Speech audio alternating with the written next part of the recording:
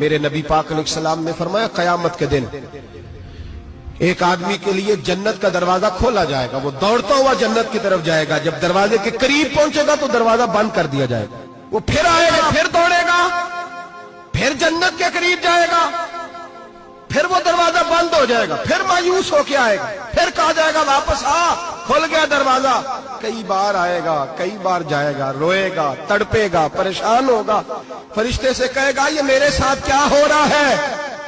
تو وہ فرشتہ کہے گا وہی ہو رہا ہے جو دنیا میں تو اللہ کے بندوں کے ساتھ کرتا تھا، تو لوگوں کے مذاق اڑاتا تھا، بوڑھوں کا مذاق اڑائے، بیماروں کا مذاق اڑائے، غریبوں کا مذاق اڑائے، وہ سمجھدار ہے؟